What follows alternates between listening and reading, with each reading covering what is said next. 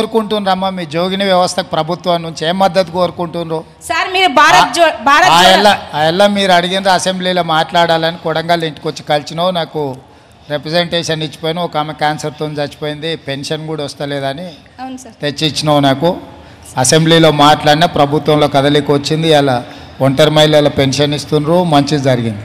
ఆ మనం ఎవరినో అడిగినాం, ఇవాళ మనమే ఇచ్చే స్థానంలో ఉన్నాం. పెద్దలందరూ ఇవాళ రాష్ట్రం అంతా ఇక్కడికి వచ్చింది.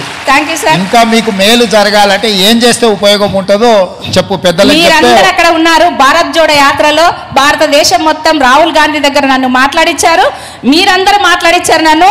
ఏమంటే 1 man కమిషన్ వేశారు సార్. 18 జిల్లాల జోగిని వ్యవస్థ ఉంది. మన తెలంగాణలో 50,000 కుటుంబాలు ఉన్నాయి. ఒక కమిషన్ రిపోర్ట్ మా దగ్గర ఉంది. మా మేడం వాళ్ళు ఇక్కడ తీసుకొచ్చారు మీకు ఇవ్వడానికి. మాకు అవకాశం, చిన్న అవకాశం, 2,000 లక్షల మందిని మార్చారు మీరు, మాకు దేవుడు. కానీ ఇక్కడ మా వాళ్ళు వచ్చి ఉన్నారు. ఆ కమిషన్ కమిషన్ రిపోర్ట్ తీసుకున్నా, రఘునాథరావు గారి కమిషన్ రిపోర్ట్ కూడా నా దగ్గర ఉంది. దాని మీద ఏం చర్యలు తీసుకోవాలి చీఫ్ సెక్రటరీ గారు చెప్పాలి సార్. ఇంకొకటి, గతంలో మేము భారత్ జోడో యాత్రలో మేము చెప్పిన ఏంటంటే, గతంలో జోగినిలో కొంత బడ్జెట్ కేటాయించి బయటకు తీసుకొచ్చారు సార్. 2005 నుంచి ఇప్పటి వరకు ₹1 ఎక్కడ ఇవ్వడం లేదు. మేము బయటికి రావాలంటే మాకు స్పెషల్ బడ్జెట్ ఉండాలి, కమిషన్లో ఉన్న రిపోర్ట్లు బయటికి తీసుకురావాలి.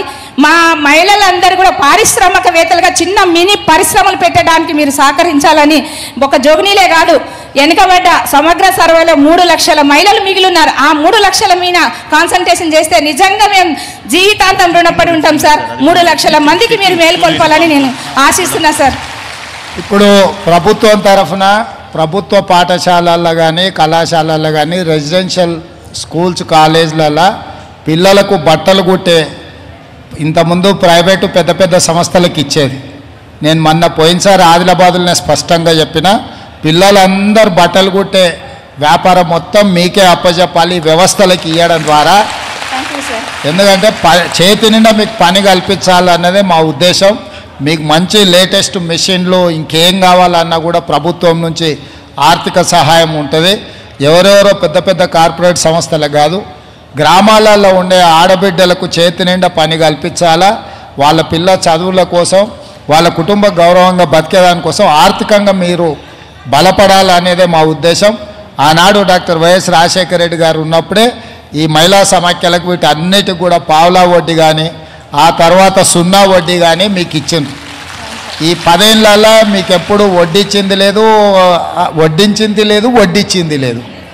అందుకే ఇప్పుడు మళ్ళీ మార్పు తీసుకొచ్చి ఎక్కడ పోయినా, నేను మన ఆదిలాబాద్లో పోయినా మొదట సంఘాలతోనే కూర్చొని మాట్లాడినా. ఇవాళ కొడంగల్కి వచ్చిన ఇన్ని వేల మంది వచ్చినా మీతోనే కూర్చొని మాట్లాడుతున్నా. అంటే కుటుంబం బాగుపడాలి, కుటుంబం ఆర్థికంగా నిలబడాలంటే నగదు ఆడబిడ్డ చేతులనే ఉండాలి. ఇంటాయన చేతులుంటే సాయంత్రం పోయి బెల్ట్ షాపులు ఇచ్చొస్తాడు, అవునా? ఆ వ్యవస్థ పరిస్థితి మారాలనే మీకు మీ చేతిలో పెత్తనం ఉండాలి, మీ చేతిలో నగదు ఉండాలనేది మా ప్రభుత్వ ఉద్దేశం.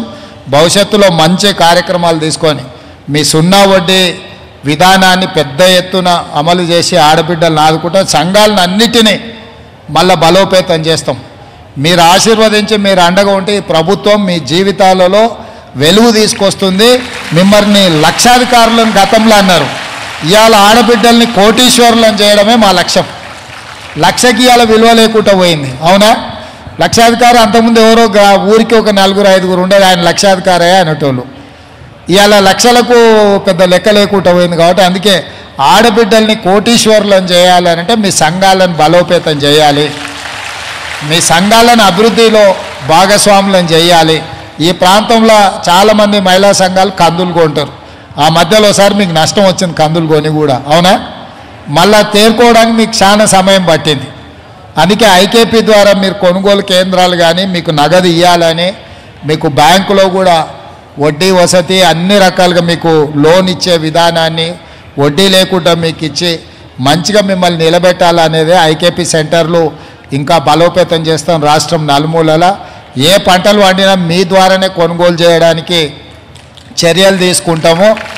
అదేవిధంగా బట్టలు కానీ స్థానికంగా కుటీర పరిశ్రమలు లాంటివి ఏమేమి మీకు చేయగలమో మీరు ఆలోచన చేసి చెప్పండి. అధికారులు అందరు ఇక్కడ ఉన్నారు, చీఫ్ సెక్రటరీ గారు, మొత్తం రాష్ట్ర పరిపాలనా యంత్రాంగం అంతా ఇక్కడనే ఉన్నది.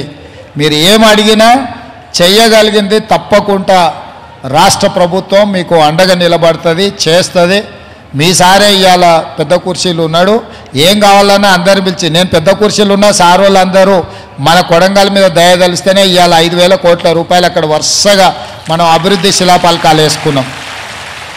ఇవాళ 3,000 జీవో ఇచ్చిండి, ఇంకా మనం నీళ్లు పెరిగి ఇదవుతుంది. దాదాపుగా 4,000 కోట్ల రూపాయలతోని కృష్ణా జలాలు మనం తెచ్చుకోనికే ఉత్తమ్ కుమార్ రెడ్డి గారు ఈరోజు మనకు సంపూర్ణంగా సహకరించారు. దాదాపుగా 500 కోట్ల రూపాయలతోని కోమటిరెడ్డి వెంకటరెడ్డి గారు మనకు అన్ని రోడ్లు ఇచ్చిండ్రు. సారు దామోదర్ సారు మనకు medical college, veterinary college, nursing college, అన్ని కాలేజీలను ఇవాళ మనకి ఇచ్చారు. ఇంజనీరింగ్ కాలేజ్ మనకు బడే చక్కగా లేకుండే, మన ప్రాంతంలో పిల్లలు చదువుకోవాలంటే ఏడికేడుకో పోయే పని ఉండే. తాండూరు పోవాలి, మహబూబ్నగర్ పోవాలి, నారాయణపేట పోవాలి, పట్నం పోవాలి, ఇట్లుండే. ఇవాళ అన్నీ కలిసి ఇంజనీరింగ్ కాలేజు, మెడికల్ కాలేజు, మహిళా డిగ్రీ కాలేజు, అన్ని కాలేజీలు, జూనియర్ కాలేజీలు అన్నీ ఎన్ని కావాలనో అన్ని, వెటర్నరీ కాలేజ్, అన్ని కాలేజీలు ఇవాళ చదువుకోనికే రాష్ట్రం నుంచి నలుమూలల మనం గతంలో చదువుకోవాలంటే రాష్ట్రం అంతా తిరగాల్సి వచ్చేది.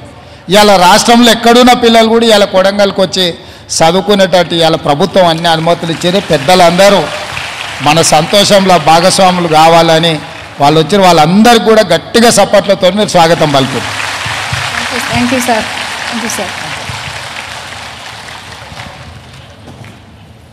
ఒకసారి మళ్ళీ హాజమ్మ గారికి గట్టి చప్పట్లతోటి మనం కృతజ్ఞిద్దాం. ఒక జీవోకి కారణమైనరు, స్ఫూర్తి అయినరు, వారి యొక్క మాటలకే ఇప్పుడున్నటువంటి ముఖ్యమంత్రి గారు ఆ జీవోకి కారణభూతమైనరు. గట్టి చప్పట్లతోటి ముఖ్యమంత్రి గారికి కూడా తెలియజేద్దాం. అదేవిధంగా ఢిల్లీకి రాజైన తల్లికి కొడుకే అనే సామెత ఉంది, ఉందా లేదా? అట్లనే తెలంగాణకి ముఖ్యమంత్రి అయినా కొడంగల్కి మాత్రం బిడ్డనే, మీ కొడుకునే అన్నట్టుగా ముఖ్యమంత్రి గారు అన్నారు. గట్టి చప్పట్లతోటి